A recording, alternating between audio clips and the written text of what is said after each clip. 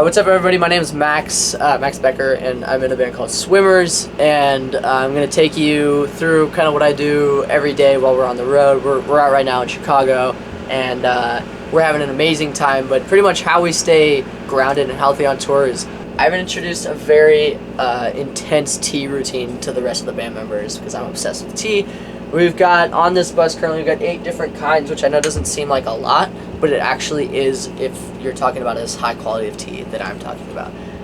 And I'm usually pretty obsessed with Japanese tea. I've got sobacha, genmaicha, matcha, sencha. Here's 2 different kinds of sencha. We've got, this one was actually from our friend in Japan. You can't really see inside there, but you'll see inside this one. This is from Shizuoka. It's a sencha from Shizuoka, and this is an albino sencha that I got from my favorite tea shop in New York. Or they're really tea importers, and they're called Kettle. This is what the albino sencha looks like, and it smells amazing. I mean, it's like very umami, and this is what I have when I want to have a special moment. Recently, and I've always wanted to get into matcha, but I've always been kind of like, you know, I feel like it's like an expert thing. Like, you can really half-ass matcha, but you, like, how do you do it really well? And it starts with getting the right kind.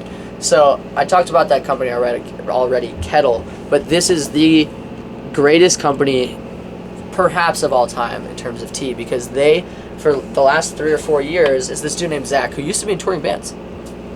He, like me, used to be in touring band, well, was in touring band, but he became obsessed with drinking tea on the road. All of a sudden, he like got this severance check from his day job, and he went to Japan for 3 months, met his future wife, got all these relationships with all these tea growers, and started a business. And he imports tea. He's the only person in the world that's allowed to import certain teas, because they usually just provide for their region in Japan. Like, they're not. And so it's a pretty special shop. And I'm obviously a big fan of it. He's really cool to us. He gave us a bunch of free tea for the bus, and I'm really stoked for him. But this matcha is the first matcha I've ever bought, and I've been practicing every day with my whisk.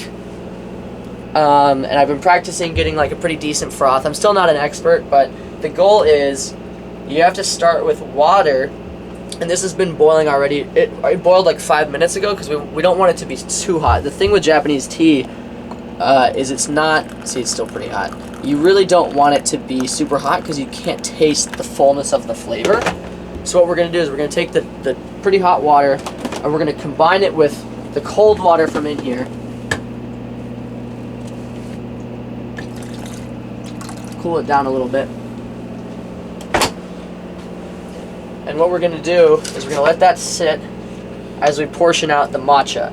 Now, something I learned from the dude from Kettle, from Zach, is if you sift through the matcha here, it gets rid of a lot of these clumps that are in there, which help make a better froth. So that's about what a portion size you want. That's about for one person.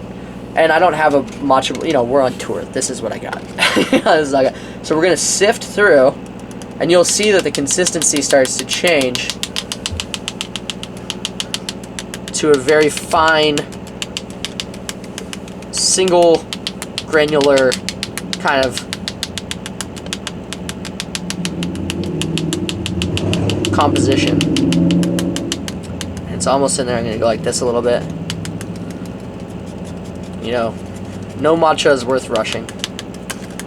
You want it to be perfect. So you can already tell that it looks way different. We're about done there. Than what it initially looked like, right? It's very fine. We're going to close that up because we want to keep the tea fresh.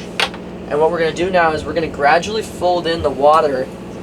And what I've been learning because it's definitely a learn by doing thing, matcha. I mean, it's really hard. I mean, I'm nowhere, like I said, I'm nowhere near being an expert. But what I've learned is the reason you want to get a really high quality matcha that tastes really nice is because the better the froth is actually, you need a decent amount of the powder compared to the water. Otherwise, it'll disappear. So I don't want to put too much water in here.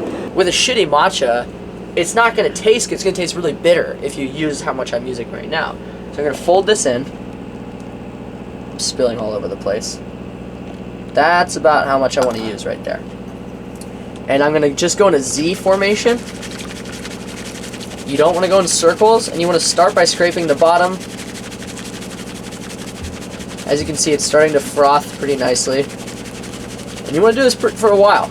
You know, you don't want to half-ass this froth. And eventually, after you go on the bottom, you want to go just on the top because you want to get the big bubbles out of the way. And an expert will literally, it will look like green milk. But I'm not there yet.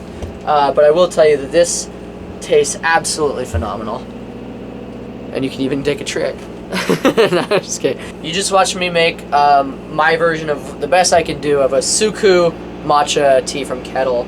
But before I drink it, I just want you to know that you should definitely listen to our new record, Berkeley's on Fire, and also see us if we're out on tour near you.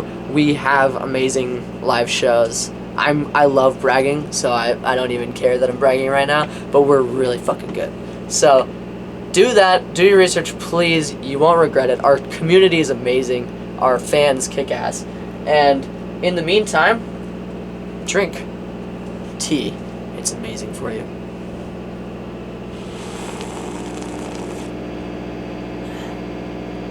It's fabulous.